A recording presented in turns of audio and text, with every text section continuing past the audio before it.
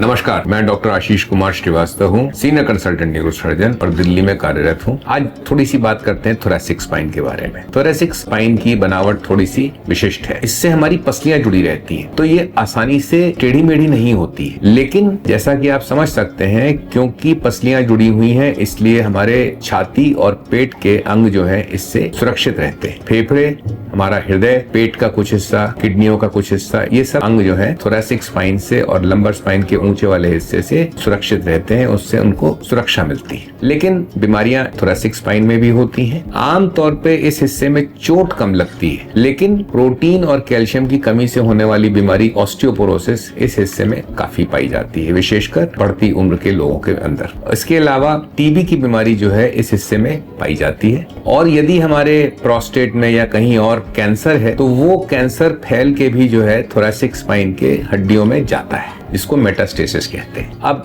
यदि इनमें से कोई भी बीमारी थोरैसिक स्पाइन की हड्डियों को, मतलब ये जो वर्टिब्रल बॉडी है, जो मेन हिस्सा जो अंदर की तरफ हमको दिखाई नहीं देता, ये वर्टिब्रल बॉडीज वो खराब होके धसकने लगती है, मतलब बैठ जाती हैं। आप समझ सकते हैं, यदि वो बैठेंगी तो ये ऐसे आगे की तरफ झुकने लगेगा, क्योंकि उसमें सपोर्ट नहीं है। इससे हम लोगों की कमर और ऊपर का धड़ का हिस्सा आगे की तरफ झुकने लगता है। आपने देखा होगा कई वृद्ध लोग जो हैं या वृद्ध महिलाएं, वो आयु के साथ धीरे धीरे आगे को झुकती चली जाती हैं, क्योंकि प्रोटीन और कैल्शियम की वजह से बिना किसी बीमारी के भी हड्डियां कमजोर होती हैं और धसकने लगती हैं, और उसकी वजह से वो झुकाव आ जाता है। इस झुकाव से काम करने में असुविधा होती है, पीड़ा होती है, और ये एक अच्छी चीज नहीं है। यदि हम अपने खान पान का ध्यान रखें और ये ध्यान रखें कि हम लोग प्रोटीन और कैल्शियम की मात्रा ठीक से लें ताकि ऑस्टियोपोरोसिस ना हो, तो इससे बचा जा सकता है। इसके अतिरिक्त यदि टीबी है और टीबी की वजह से इसमें हड्डी धसक गई है, तो फिर उसका इलाज दवाइयों से और कभी कभी ऑपरेशन से भी किया जाता है। कैंसर से यदि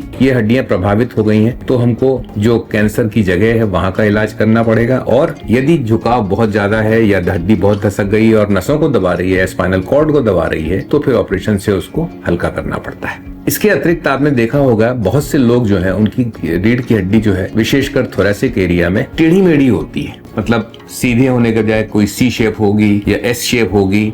इसको स्कोलियोसिस कहते हैं। कुछ लोगों में ये चीज पैदाइशी होती है, प्राकृतिक रूप से स्पाइन का आकार खराब होता है, और कुछ लोगों को बीमारियों की वजह से भी ये हो जाता है। और यदि ये जल्दी देख लिया जाए तो समय से इसका ऑपरेशन करके इसको ठीक भी किया जा सकता है, भले ही आंशिक रूप से, लेकिन इतना कर दिया जा सकता है कि हमको उससे असुविधा ना हो और उससे नुकसान ना हो। आप समझ सकते हैं कि यदि स्कोलियोसिस है और काफी अधिक है, तो टेढ़े मेढ़े स्पाइन की वजह से हमारा धड़ का हिस्सा, मतलब छाती का हिस्सा भी टेढ़ा मेढ़ा हो जाएगा, और जैसा मैंने बताया था फेफड़े, हृदय इत्यादि इसकी वजह से टेढ़े मेढ़े रहेंगे। इससे कई बार सांस लेने में दिक्कत होती है, समस्या आती है। तो ये जो चीजें हैं थोरैसिक स्पाइन की, इनका यदि हम ध्यान रखें, खाने पीने का ध्यान रखें, सही तरीके से बैठें और खड़े हों, चलें, तो इन चीजों से बचा जा सकता है। कोई और बीमारी यदि इसको ग्रसित कर रही है, तो उसका जल्दी पता करना, जल्दी निदान करना आवश्यक है। धन्यवाद।